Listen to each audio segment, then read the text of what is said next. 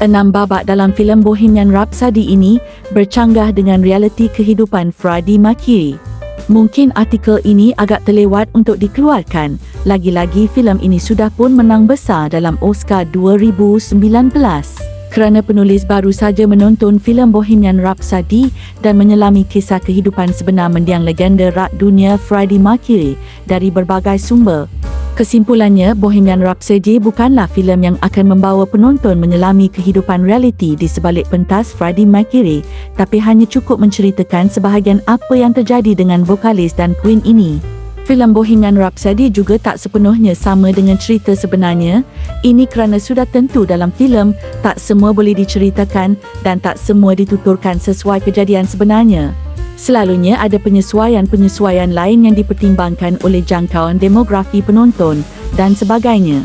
Seperti yang dipetik dari Screenrant, berikut ini beberapa hal yang diketahui tidak terjadi dalam kehidupan Queen sebenarnya.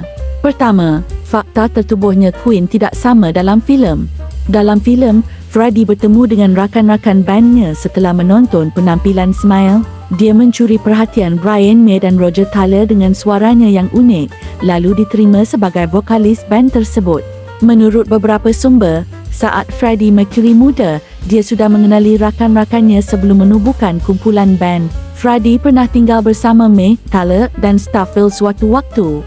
Mereka juga pernah ikut bersama Freddie dan Edith, band Freddie Mercury sebelum bersama Queen, pada penampilan di Liverpool tahun 1969. Jadi, Freddie tidak tiba-tiba menggantikan posisi Starfield. 2. Pertemuan dengan Mary Austin bukannya selepas pertunjukan Smile. Di dalam filem, Freddie bertemu dengan Mary Austin selepas pertunjukan Smile, sebelum dirinya bertemu dengan Brian dan Roger.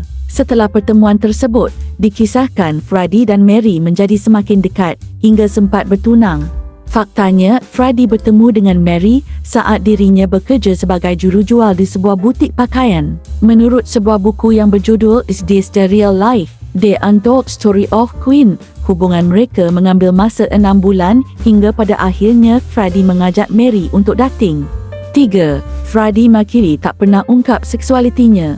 Filem ini memang cukup menggambarkan bahawa Freddie merasa dirinya adalah seorang biseksual. Namun Mary Austin menyatakan menerusi dialognya bahawa Freddie adalah gay. Paul Prunter dan Jim Houghton diceritakan sebagai pasangan sesama jenis Freddie. Vokalis Queen ini bahkan digambarkan memperkenalkan Jim Houghton sebagai pasangannya kepada kedua ibu bapanya. Namun Freddie kabarnya tak pernah melakukan itu. Ketika ditanya siapa Jim Houghton, Freddie bahkan menjawab bahawa lelaki itu adalah tukang kebunnya. Dalam filem, Freddie bertemu pertama kali dengan Jim setelah melangsungkan sebuah pesta di rumahnya. Realitinya, Freddie bertemu dengan Jim di sebuah bar di kota London. 4. Queen tak pernah bubar. Para anggota Queen memang mengiyakan bahawa mereka kerap tak setuju dengan keputusan Paul Prunter untuk band mereka. Namun, Prunter tidak membuat Queen pecah. Faktanya, Queen memang tidak pernah bubar. Mereka hanya agak redop dan fokus pada karya solo. Freddie juga, dalam kenyataannya, baru memecat Paul Prunter pada tahun 1986, setahun setelah penampilan di konsert Live Aid.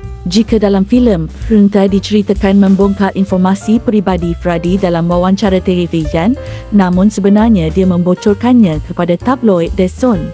5. Mike Nurse, watak dibuat-buat.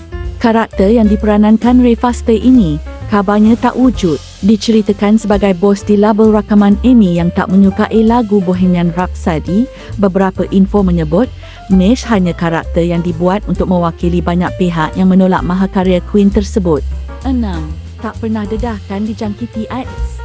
Di filem, konsert Live Aid ini menjadi comeback Queen setelah diceritakan terbelah kerana Freddie berkarya solo. Konsert ini juga jadi makin mengharukan kerana terjadi selepas pengakuan Freddie kepada teman-temannya soal penyakit AIDS yang dideritanya. Faktanya, dari berbagai sumber, Freddie didiagnosiskan AIDS pada tahun 1987, 2 tahun setelah acara Live Aid. Pada tanggal 23 November tahun 1991, sehari sebelum hari kematiannya, akhirnya Freddie menyampaikan pada semua orang melalui media massa bahawa dirinya memang dijangkiti virus AIDS. Demikian sedikit info tentang kisah perjalanan band legenda Queen yang sebenar dan yang telah diadaptasi dalam filem Bohemian Rhapsody. Adakah anda peminat Queen? Apakah lagu kegemaran anda? Kongsikan dengan kami di ruangan komen.